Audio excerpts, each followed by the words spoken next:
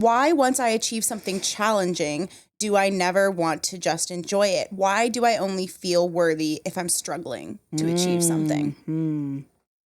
So, I mean, you don't know this person personally. No, but that gives me a lot. Yeah. So because the other cool thing about my work is like all humans have patterns. Right. And I've been studying these patterns. I'm not individual and unique. You are. But the patterns are all relatively similar. You know, all humans have them, myself included. And so now I just recognize the patterns easier. Right. So this person sounds like they are experiencing a form of imposter thinking. I prefer to call it rather than imposter syndrome. Because it's not a syndrome. Right. No one's on medication for imposter syndrome. Like just an, People just might be an asshole decided it, to name it that. Right. But it's really just self-talk getting the best of you. Okay. And so you call it imposter thinking. Imposter thinking. Yeah, that's what I call it. Everyone can call it whatever they want. But I've been studying it for the last 5 years, researching it, and it was a blanket term for the last 5 years, or up until the 1960s. Then a woman, shocker, started to study it, and she gave us 5 different categories. So this person sounds like they're experiencing a form of imposter syndrome thinking as they're perfectionist. So they attach their value to getting things perfectly done, and that's why they don't, relish in it. And then read the last part of their comment again. Why do I only feel worthy if I'm struggling to achieve something? Like if it's so I felt like that before too, where like for me, like, being on stage, connecting with people, that's always something that has felt very effortless to me. But then I ended up studying like a bunch of economics and math that is a struggle for me, because I'm like, I'm doing something. Like I relate to this statement as well of like, there's a piece of like, if it's hard, then it's worth it. I don't even know if that's the right way of thinking. So that sounds like a bit of the perfectionist paired with the soloist. So the soloist is someone who they attach their value to doing it on their own and their autonomy, but then the idea of asking for help makes them feel like a failure or inferior. Okay, I feel attacked. It was like, this was all fun and games. Can you say that again? Because I think a part of my brain blacked out when you said that. You're really, it's hitting so close to home. I'm like, your brain was like, shut off and protect. No, literally, I was like disassociated. I'm like, cut. I think that's it. Sorry, nice to meet you. Wrap it up. That's all we got. Wrap it up. So the soloists are people who attach their value to doing things on their own, especially their autonomy. And the idea of asking for help or support makes them feel inferior. So she's talking about feeling good because she's struggling. It's because she's doing probably whatever it is on her own, which gives her autonomy. So in her mind, it's like, this is amazing.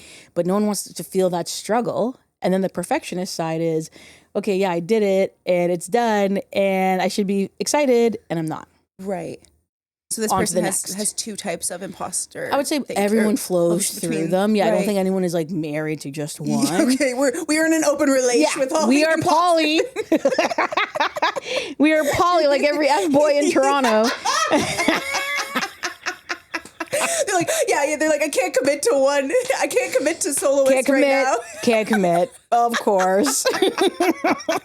We've heard it before. My heart, I love you so much. It's so great. Right? So I would say for this person or anyone who is experiencing imposter syndrome, and I encourage you to look into them. I've got some stuff on my Instagram as well. And whichever one you feel like resonates best for you, my 3 tips are always going to be the same. I created these myself, so there's probably way more tips too, but for me, my tools are all about accessible and tangible. Like, you need to be able to hear it from me and then implement it into that same day. So hopefully after this, you're going to be like amazing. And if not, well then, geez. Yeah. Yikes. Yeah, no pressure. This podcast is available for free on YouTube. So seek help if this didn't. You're beyond help if you can. If we get more than 100 views. Okay. Okay. So tip number 1 is get curious. Ask questions. Why am I feeling this way? Where is this coming from? What would support for me look like right now? And is this line of thinking sustainable? So just 4 to get you started, but ideally people will all create their own. But then it's that getting you out of your subconscious mind and bringing you back into your conscious, rational mind. Right. Because it's true. It's like, where's this coming from? Yeah. Have I felt this way before? And then if you've answered the how I felt this way before, now you will get clues about how you moved through it before. So I would say number one. Number two is, I like to call it, where are the receipts? So your subconscious is only a output function. Okay. So it's like, you're not good enough. You can't do this. You're ugly. It's never like having a conversation with you. Yeah. It's never like, oh, how does that, like, it's like the curiosity piece. Precisely, yeah. right? Yeah. So if you give it rebuttals, it usually subsides because it's not prepared. Okay, Ray, I'm not going to lie.